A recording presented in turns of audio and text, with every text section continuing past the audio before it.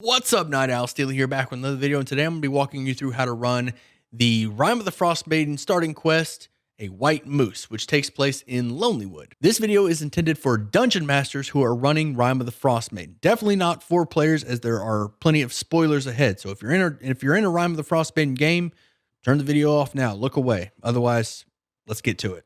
The premise of a White Moose is that there is a powerful druid by the name of Raveson gathering up these really dangerous animals and awakening them. And if you're not familiar, awaken gives intelligence to an animal, and she's essentially giving intelligence to an animal and then recruiting it for her cause. Raveson serves the Frostmaiden, and while it's not entirely spelled out as to why, it's slightly hinted at the end of the quest when you find Raveson's sister, Vernus. If the party finds Vernus's body and casts Speak with Dead on it, they learn that Vernus was killed by hunters from Lonelywood.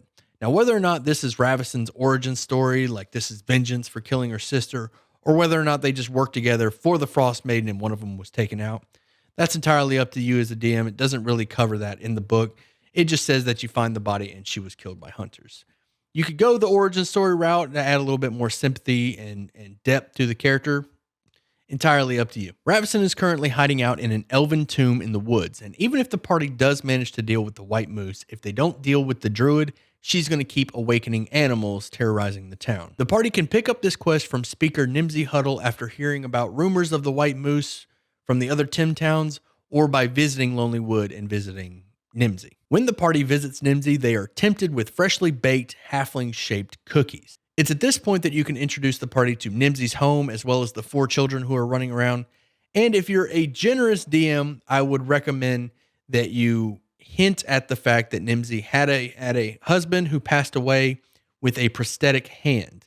As later on in this quest, the party's going to have an option to sacrifice a hand, and in doing so, you could reward them with a prosthetic if they remember that Nimsy had a prosthetic, or it could be a quest reward when they get back to town. When Nimsy finds out that one of the party members is missing a hand, she will generously give them her husband's missing or prosthetic hand. And you could say that he lost that to frostbite, however you want to do it. This is a character that I entirely made up specifically because party members were sacrificing their hands, which later on in the video I'll talk more about. Speaker Nimsy offers 100 gold pieces for the White Moose's head. With a successful DC 15 persuasion, they can get that up to 125. She will also offer the Ramshackle Inn as an investment property, which could function as a base of operations for the party if they so choose. Chances are your party heard about this moose terrorizing the local hunters and trappers, and they're going to want to ask them some questions. Now, for you as the DM, I would come up with a couple of NPCs and put them in the Lucky Liar, and for the party to question. And keep in mind that it is the Lucky Liar, so they're probably going to weave some tall tales as the party talks to them. It's just the nature of Lonelywood and the Lucky Liar. Once the party has what they need from Lonelywood, it's time to track down this White Moose. Now, this particular section of the book, I didn't really like it. I'll go over in this video exactly how the book has it, how the book recommends that you run it, and I'll just make note as I go through the changes that I personally made that I think improved on this section. But let's break this section down a bit. The party goes into the woods and they can spend 1 hour looking for moose tracks. After 1 hour, they make a survival check, DC 15. On a success, they find moose tracks. On a failure, they have to spend another hour looking for moose tracks. Once they find moose tracks with that successful DC 15, they follow the tracks to a moose. You roll a D6 as the DM, roll a D6. On a 6, it's the White Moose. On a 1 to 5, it's a regular moose. The party follows the tracks. They find a regular moose. They encounter it, fight it, leave it alone, whatever. Then they go back to searching for tracks again. For every 3 hours they spend doing this, you roll on the random encounter table. The random encounter is you roll a D20. If it's above a 10, they have an encounter with something like wolf pack, bears, the nature spirits. The last 2 encounters are pretty noteworthy. The first one is the fox and the hare. As the party is following moose tracks, they'll find a fox who is stalking a hare. And depending on how the party interacts with it, like if you have a forest gnome in the party or they cast Speak with Animals or anything like that, animal friendship, things like that, one of them will actually lead them to the White Moose directly. eliminating the need to follow tracks. The last encounter I want to talk about is with this banshee. Now, the book says that there's only one banshee haunting these woods. So if you roll it twice on the encounter table, they don't encounter the banshee again. Please don't put your party against a second banshee. The first one's going to be hard enough, depending on their level. This banshee is the spectral remnant of a female elf warrior who was banished due to an evil act. And they don't really elaborate on that, so it's up to you as the DM to kind of fill in those blanks. I've personally tried, you can incorporate a player's backstory if you like, or you could have this be Raveson's sister, the druid who is awakening these animals. You could have this be her sister's spirit. I've actually gone that route. That was pretty interesting. When the party finds the body, they can recognize it as the banshee they encountered earlier. This is entirely up to you. You don't really have anything other than she was banished due to a selfish evil act. It does say for flavor that her longbow is her corrupting touch. The banshee's ability is being used through her longbow with like these spectral arrows. So that's pretty cool flavor. Now, let's go over this Banshee's stat block real quick. Now, I'm not going to go into too much detail with this Banshee's stat block, but some things I want to point out to you. Hit points, 58. Fly speed of 40 feet, CR 4. And her spectral longbow is a +4 to hit, 150-foot range, and it does 3d6 plus 2. That's her action. Shooting at 150 feet, 3d6 plus 2. Moving on. She has horrifying visage. She can use her action to frighten anyone within 60 feet of her. Anybody that can see her with a DC 13 wisdom save, they're frightened for 1 minute or until they pass the save. This is tough. Do not put your first level party against this Banshee. Even if I would recommend, no matter what level your party is, that she not have Whale. Maybe if your party's 3rd level and it's an experienced group, let her have her Whale. But I personally would let her Whale be how the party finds her. Like they hear the Whale off in the distance. She's using this Whale on somebody else, and the party finds the body. When they encounter the Banshee, she's used her Whale for the day. Depends on the level of the party. Depends on the experience level. But even without Whale, though, a level 1 party is going to get 8 up. +4 to hit, 3d6 plus 2. And she can frighten them, which you don't even, like, first level party, she didn't even need to frighten them. Just pop down, and then TPK. Easy. That's not even talking about her resistances, which if you haven't been paying attention, or if you haven't read through the first chapter, DMs, notice that there's not a whole lot of magic weapon rewards in this chapter. I personally added a few just so the party can have some loot. But my point is, this Banshee will be a tough fight. Get rid of the Whale. Have that be done. Have that be expended for the day when they find her. Let that be how they find her. And don't put your first level party against this Banshee. She will destroy them. By the way, this Banshee is not what my problem is with this section. It's mainly all of the random rolls, like roll a d6 to see if they find the white moose. Oh no, you found another regular moose. Roll a d20 for the random encounter. Oh no, we found another group of wolves or a brown bear.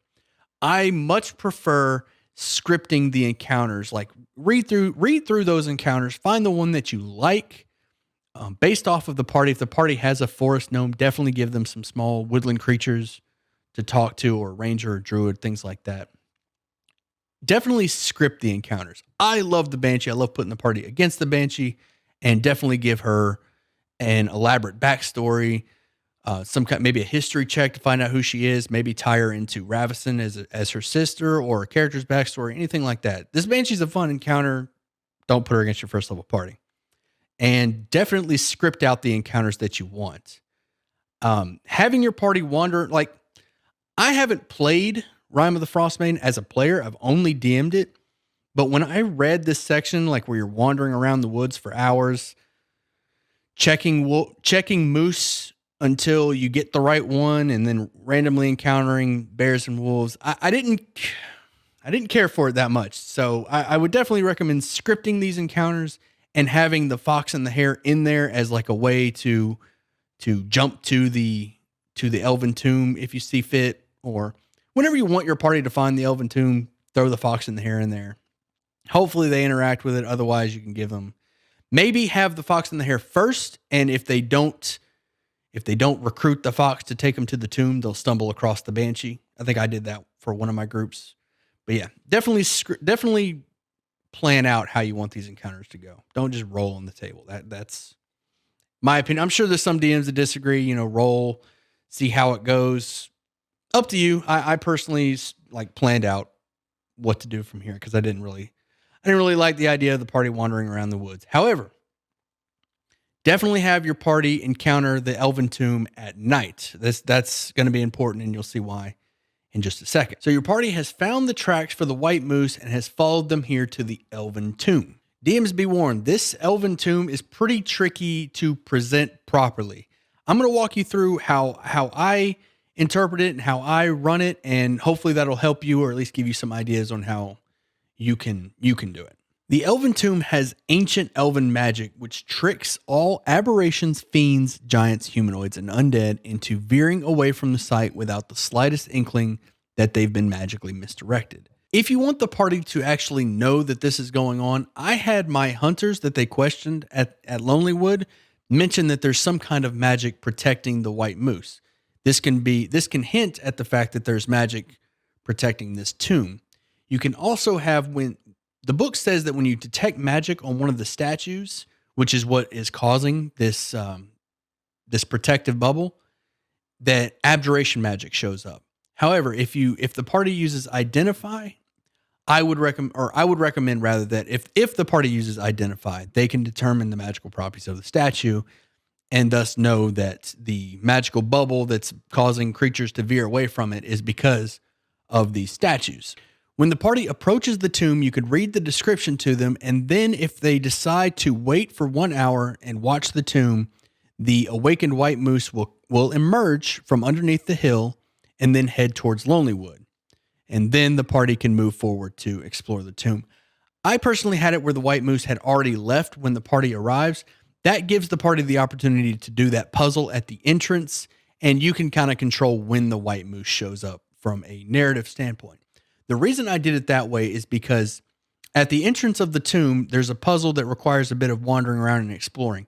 And if the party stumbles across the next room, they'll encounter the white moose before having completed the puzzle, in which they'll have to do the combat, fight the white moose, and then go back to doing the puzzle. And I personally would prefer it.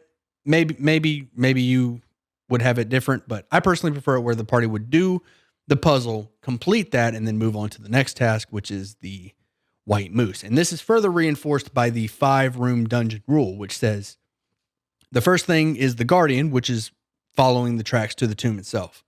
The second rule is the puzzle, and then the third is the twist, which would be finding out that the white moose is actually awakened and that the druid is the big bad villain. But do a little research on the 5 dungeon rule. I'm not going to cover it here in this video. That's a whole nother video on its own. But following that logic, the room 1 is the guardian, which is following the tracks. 2 is the puzzle, which is right outside the tomb. And then 3 would be the encounter with the white moose. At least how I would see it. So follow that if you like. That's my recommendation, is that you follow that progression. And to do it that way, have the white moose not there when the party's exploring the tomb. And I'll recommend when the moose will arrive in just a moment. So as the party arrives at the tomb, they're going to notice all these statues in a row.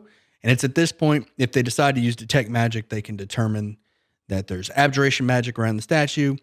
And if you would like, you can add that identifying will reveal what these statues are actually doing, which is, of course, creating the bubble, which protects people from finding, or protects the tomb itself and keeps people from finding it. Area 2 is the barrow entrance, and it's also where the stone door leading inside is. However, this door does not have any visible handles or hinges, and you can describe it as just a stone slab. If the party decides to investigate this door further, just hint that this is a back door to the tomb. Area 3 is the marble gazebo with the brazier inside, and this is where the party has to move different components in order to complete the puzzle by burning the components and causing the sarcophagus on top of the hill to open. Area 4 is the sarcophagus and the 5 pillars. If a character wipes away the snow on top of the sarcophagus, it will reveal a carving of a brazier. And if you want to add a little bit more of a hint to the puzzle, which This puzzle isn't that difficult to begin with, but if you like, you can also have the gazebo in the carving as well. Maybe have the carving of a gazebo with the brazier inside so the party can link that, but it's really not necessary as this puzzle isn't entirely difficult to figure out. Each of the pillars around the sarcophagus have a carving at the top of it. The carvings from north to south are of a twig, a pine cone, a flame, a feather, and a humanoid hand. And just for a little more effect, you can have one of these pillars glow whenever the right thing is set inside the brazier. For example, once the characters light the brazier, which produces a silver flame, you can have the flame pillar begin to glow slightly. And if they throw in a twig or a pine cone or a feather, you can have those particular pillars begin to glow as well. That way they can visually see that they are making progress in the puzzle. That's entirely up to you. The book says that a pine cone, a twig, and a feather can be easily gathered from the nearby woods, but the severed hand is a little bit more difficult to come by. A party member can choose to sacrifice their own hand into the brazier if they want.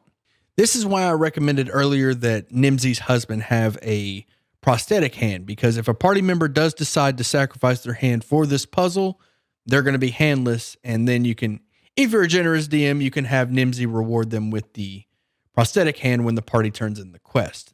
That's entirely up to you.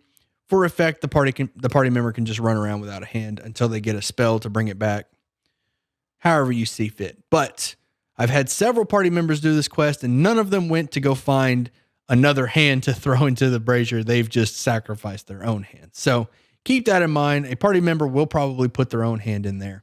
And try, depending on how nice of a DM you are, try to elaborate what they're getting into. What I did was when a party member told me that they were putting their hand in the brazier, I told them that the pillars started to glow, but their hand started to blacken. And I gave them a chance to pull the hand back if they changed their mind, just to realize what was about to happen, or at least hint at what was about to happen.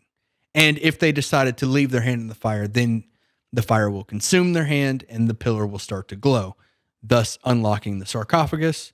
Once the sarcophagus is opened, a moon elf mummy will emerge by the name of Sanar. Sanar is chaotic good, and he will follow the party's commands until it is reduced to 0 hit points, whereupon it crumbles to dust.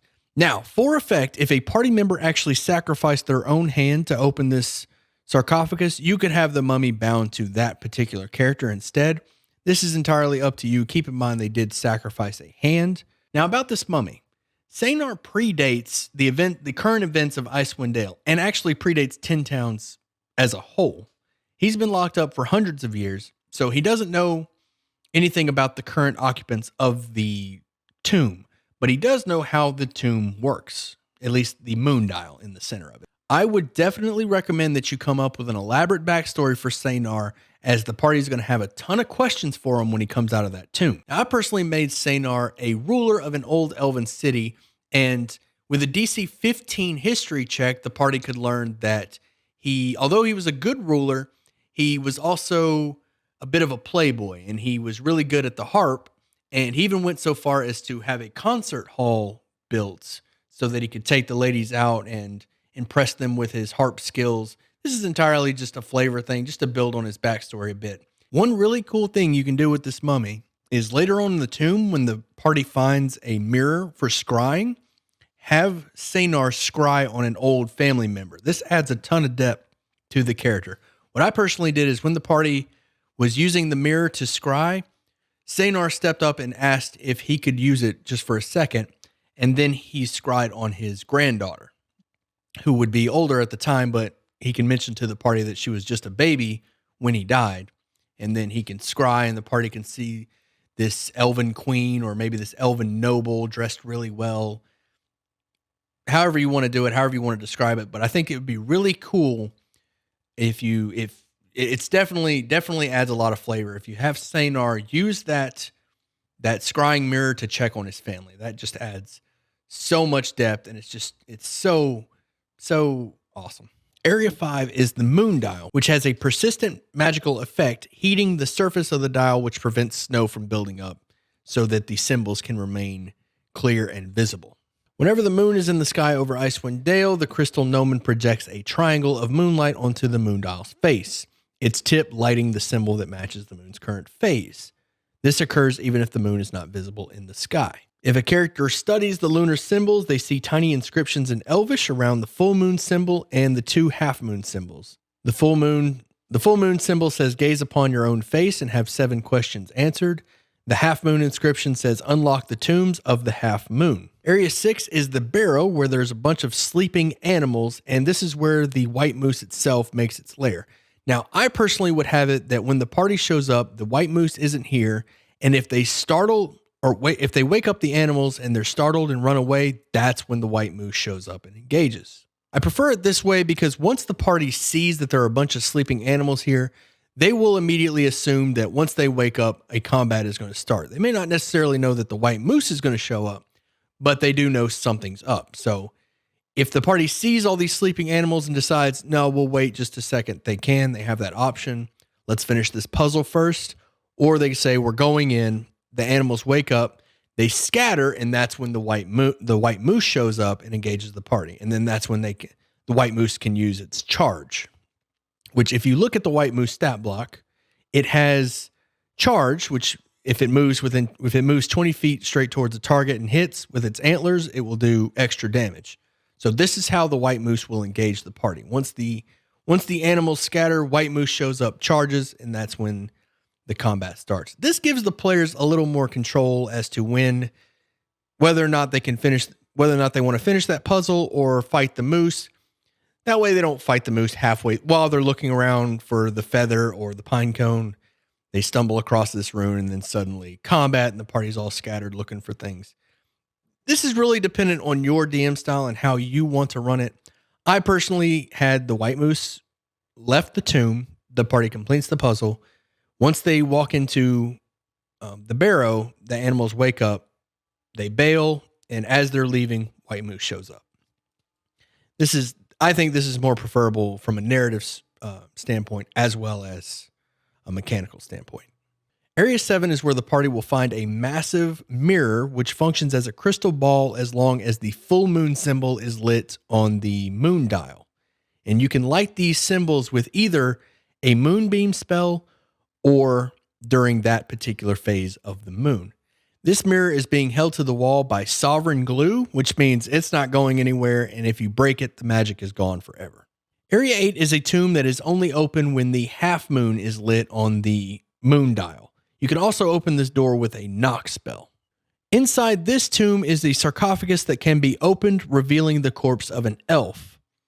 Also inside the sarcophagus is an unstrung bow, 6 silvered arrowheads, and a wooden cup with a winged fish etched into the side. I spiced up the loot in this sarcophagus a little bit, given the amount of effort it takes to actually get in here, especially if your party doesn't have a druid. They don't have access to Moonbeam. So I would recommend that if you plan on running this quest, this adventure, with the Elven Tomb, that you incorporate a scroll of Moonbeam or 2 somewhere in your party loot. I would also modify how the symbols on the moon dial work. As Moonbeam only lasts 1 minute, the party's going to have to run in there and rush to kind of get everything. And I personally didn't like that. I didn't like that the party, run in, rush things to get the loot and then get out. I'd rather them take it in. So what I did was whenever one of those symbols is lit, it lingers for a little bit. You have a little bit of time to kind of loot the sarcophagus. And the changes that I made to the sarcophagus, that unstrung bow, I actually made that a +1 bow that generates its own magical arrows. This is the +1 is pretty standard, and since there's not a whole lot of magic items in this first chapter, a +1 bow is harm. +1 longbow if you have somebody in the party and can use it. Otherwise, you can do a short bow. And I also made I made it 10 silver arrows.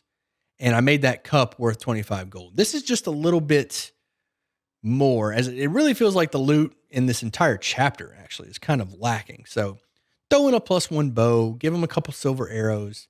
The magical effect of generating its own arrows isn't like a huge thing. It sounds awesome, and it is. It prevents them from having to keep track of arrows, which a lot of people don't really care for anyway. So a +1 bow, name it. +1 bow that generates its own arrows. Give it a name, give it a story, a couple of silver arrows, perfect party loot. And definitely give them a scroll of moonbeam at some point.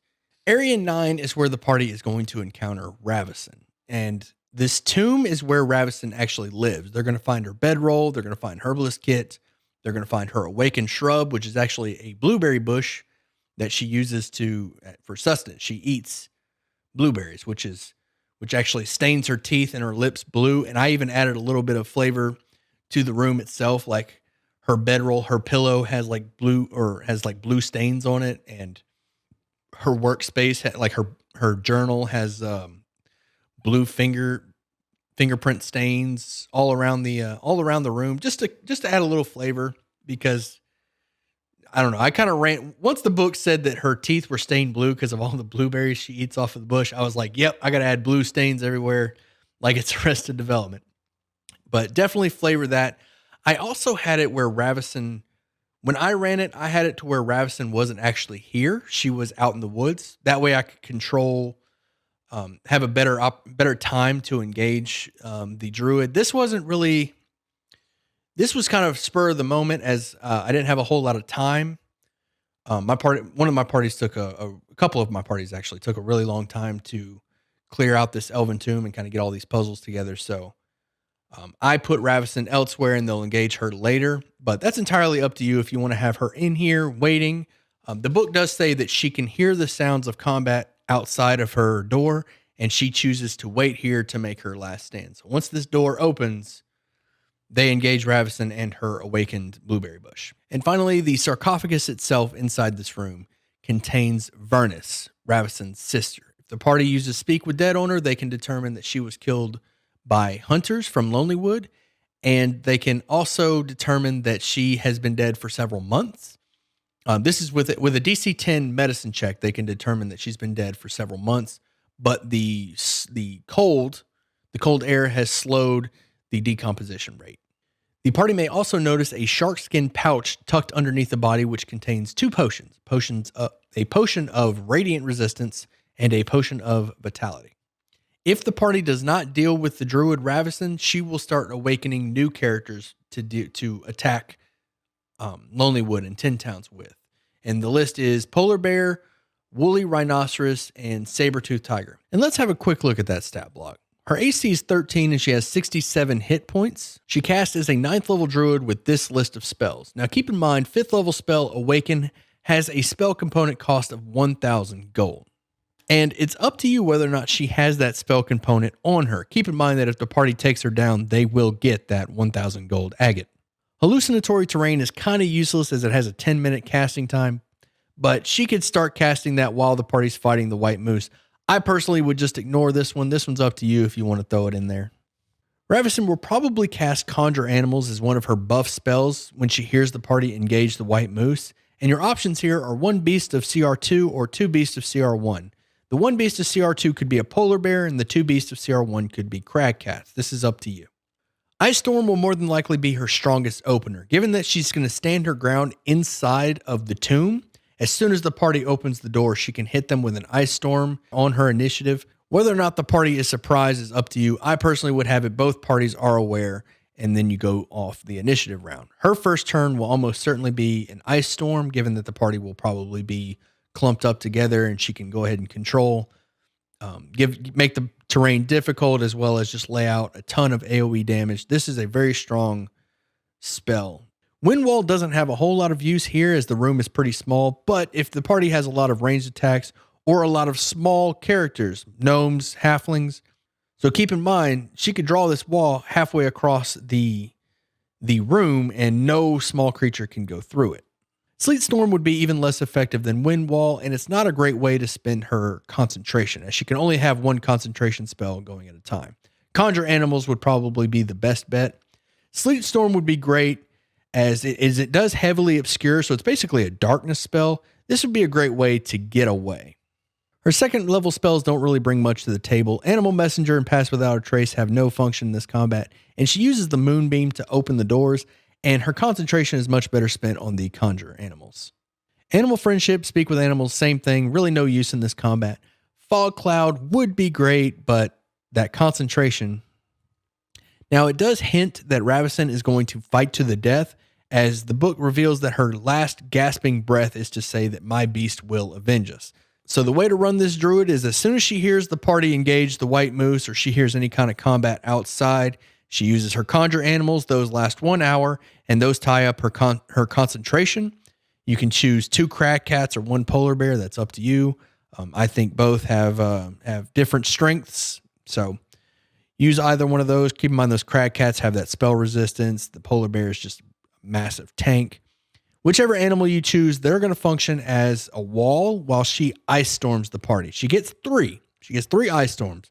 Once she runs out of ice storms, she's not going to have a whole lot of ranged options. So if you want to have her close the gap, that's when she'll use her change shape. She doesn't have a whole lot of great change shape options. Wolf can give her pack tactics. Owl can give her flyby. Either one of those. The way change shape is worded is a little bit confusing to me. It says she polymorphs, so I'm not sure if she actually gets those stat blocks, because it says it functions as polymorph, but it also says the druid statistics are the same in each form except where noted in the stat block. So I'm not sure. I'm not entirely sure about that. I would just have it run exactly like polymorph, where she goes owl, she'll get flyby, wolf, she'll get pack tactics. But I don't know. Somebody let me know in the comments if I'm misunderstanding this.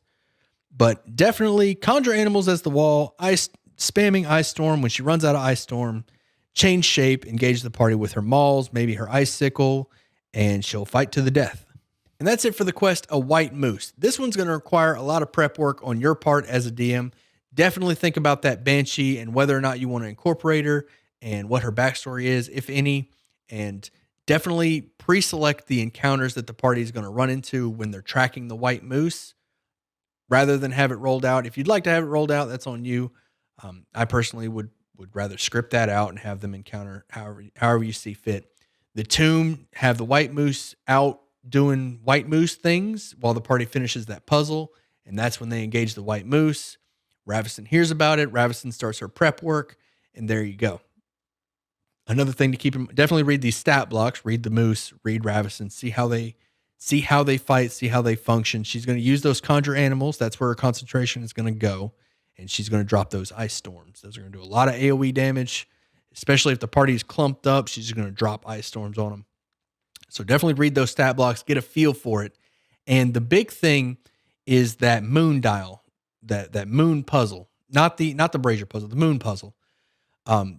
They need a way to open those doors. The party's not, it's going to feel kind of cheated if they have to walk away from that tomb without opening those doors. The party's going to feel like they missed something. So just drop them. If they don't have a druid in the party, just drop a scroll of Moonbeam or 2 or 3, or give them some other option to open the door if they don't have a knock. And definitely spice up the loot a bit. Remember that one tomb that's completely empty and has an unstrung bow. Make that a +1 bow. Give the party a little something. Because again, I feel like this not just this quest, but this chapter is a bit lacking in the loot department, and that may be intentional given the overall theme of Icewind Dale. But parties love loot, right? +1 weapon. They are going to be fighting that Banshee without a +1 weapon or without a magic weapon. That's another thing to keep in mind. So that's why I said there's a lot of prep work involved. So just this is a ton of things to keep in mind. Definitely read the chapter twice, 2 or 3 times. Just really get a feel for how things are going to go, and think about how your party's going to approach it. They need a moonbeam to open those doors unless they're going to wait out those moons. Think about that mirror and what they're going to ask. They're probably going to ask about the Frostmaiden. They're going to ask about the druid. They're going to ask about the rumors they've heard, things like that. A whole lot of things to keep in mind for this quest. So definitely take that all in, take that into consideration. Hope you enjoyed the video. If you did, you know how YouTube works. Hit those buttons, leave a comment down below. Let me know which town you want to see covered next and which quest you want to see covered next. And if you're a DM looking for players looking for a DM, make sure you join the Discord link in the description. Come by, ask questions, let me know what you think. And as always, I'll see you at sundown.